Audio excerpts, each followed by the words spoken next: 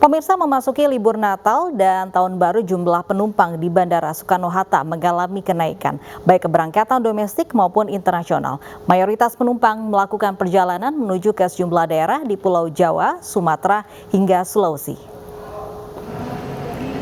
Di akhir pekan pertama masa libur Natal dan Tahun Baru, antrian penumpang pesawat mulai terlihat ramai di terminal hingga Bandara Soekarno-Hatta. Berdasarkan data terakhir, sekitar 70.000 penumpang melakukan perjalanan udara menuju ke sejumlah daerah, diantaranya Kuala Namu, Surabaya, Bali, hingga Makassar. Sedangkan untuk perjalanan internasional, banyak perjalanan menuju Incheon, Kuala Lumpur, Singapura, Turki, hingga Arab Saudi.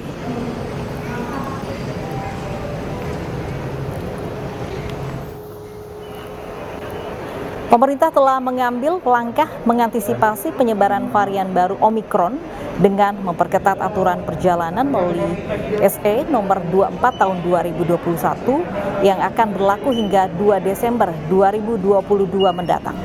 Beberapa tahapan khusus wajib dilewati penumpang internasional begitu tiba di bandara. Pelaku perjalanan akan diarahkan menuju ke 3 area holding bay atau area tunggu sementara. Secara bergiliran, penumpang akan didata melalui aplikasi Hore yang disiapkan Angkasa Pura. Data inilah yang direkam oleh petugas dan mendeteksi jika ada penumpang yang memiliki riwayat berkunjung ke 11 negara yang ditolak, yakni Afrika Selatan, Botswana, Namibia, Zimbabwe, Lesotho, Mozambik, Eswatini, Malawi, Angola, Zambia, dan Hong Kong. WNA yang terbukti melakukan perjalanan 11 negara tersebut akan langsung dideportasi, sedangkan WNI akan dikarantina dengan waktu lebih lama 14 hari. Selanjutnya, penumpang akan melakukan validasi, deteksi tubuh, pemeriksaan dokumen kesehatan, hingga tes PCR untuk memisahkan penumpang positif dan negatif. Penumpang yang positif akan diarahkan ke rumah sakit rujukan COVID-19, sementara yang negatif diarahkan ke hotel karantina.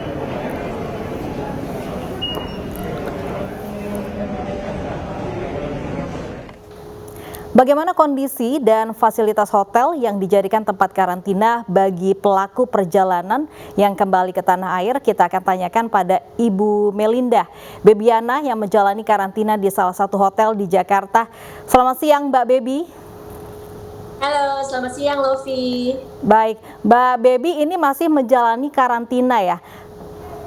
Betul, 10 hari. 10 hari, ini hari keberapa Mbak Bebi? Hari ke-8 tuh, masih ada gelangnya. Masih ada 2 hari lagi untuk karantina. Nah, sebelum saya tanyakan apa saja fasilitas yang memang didapatkan, begitu. Nah, saat tiba di tanah air, rangkaian apa saja yang dijalani atau prosedur apa saja yang dijalani? Iya betul, tadi aku sempat lihat cuplikannya, itu semua kita jalanin sih sampai turun pesawat. Terus kemudian kita memang per grouping ya, setiap pesawat maskapai mana, itu kita dikasih antri sih sebenarnya pada saat kita mesti dapetin si barcode tadi itu yang tadi sempat dikasih lihat. Nah, dapat barcode tadi itu udah mesti ditanya tuh nanti hotel yang akan ditempatin yang mana gitu. Jadi memang sebelum berangkat kita udah harus booking hotel-hotel yang memang akan kita tempati pada saat kita pulang gitu kan. Nah, keluar barcode itu akan menjadi acuan juga untuk kita PCR test gitu kan. Setelah PCR kita baru masuk imigrasi dan kita nunggu lagi tuh hasil PCR sekitar 2 jam. Baik, tapi ada pilihan hotel yang ditawarkan? Betul. Jadi pilihan hotel kita bisa milih sih, ada websitenya kan phri.com itu. Jadi memang harganya pun udah juga tercantum, mau 1 orang, 2 orang, ataupun hotel dari bintang berapa yang mau kita tempatin kan. Jadi memang kalau sebelum berangkat aku udah langsung booking dan kita dapat barcode tuh dari hotel tersebut. Dan itu yang menjadi acuan pada saat kita di bandara mau dapat barcode untuk PCR juga. Nah, jadi dia akan tanya hotelnya di mana Bu, gitu kan. Oke. Nah, ini Mbak Bebi masih menjalani karantina di salah satu hotel di Jakarta. Apa saja fasilitas yang didapat dan berapa biaya karantina? Oke, karena saya berdua sama anak saya, hampir 16 juta ya kita bayar di sini, dan memang fasilitasnya cukup lengkap ya. Makanan kita sehari 3 kali itu udah makanan lengkap dan full meal. terus PCR test juga 2 kali, terus kemudian laundry room itu semua kita nggak usah nyuci baju gitu ya, kecuali mungkin pakaian dalam, itu dapat semua setiap hari kita satu orang tuh 5 piece baju sesuai dengan yang mereka kasih servisnya sih gitu kan. Terus kemudian kalau kemarin saya sempat mau sedikit workout gitu, saya mau minjem kayak dumbbell atau apa segala macam, mereka juga kirimin ke kamar gitu kan, untuk kita tetap stay fit juga di dalam kamar gitu kan.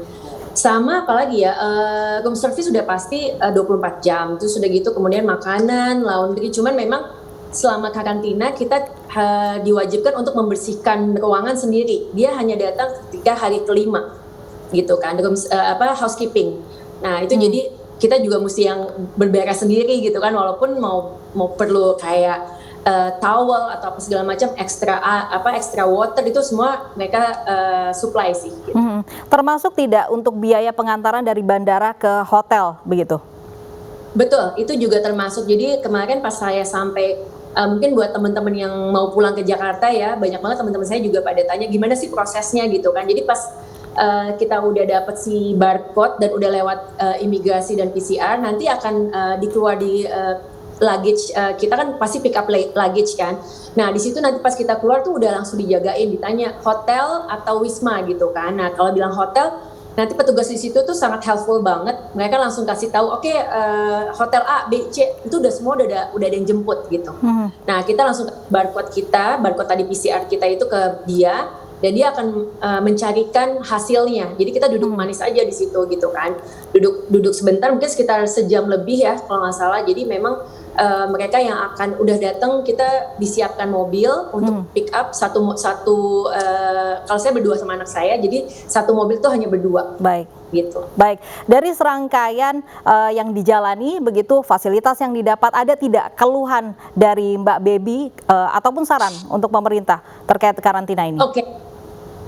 Menurut saya ya, kalau dari insight dari saya buat pemerintah juga, maksudnya untuk yang membuat kebijakan gitu ya, sebaiknya juga ada waktu yang memang kita PCR lagi kan hari ke-7 ya sebelum kita keluar gitu ya. Cuma mungkin ini kan kalau kayak saya di sini, saya nggak bisa dapat sirkulasi udara gitu kan. Nah mungkin ada beberapa juga yang mesti dipikirkan, kondisi hotelnya kalau bisa juga sirkulasi udara dan kita kena matahari atau segala macam, karena kadang-kadang kan terlalu banyak di ruangan yang ber-AC juga, jadinya kita juga yang tadinya nggak sakit mungkin bisa jadi sakit gitu kan.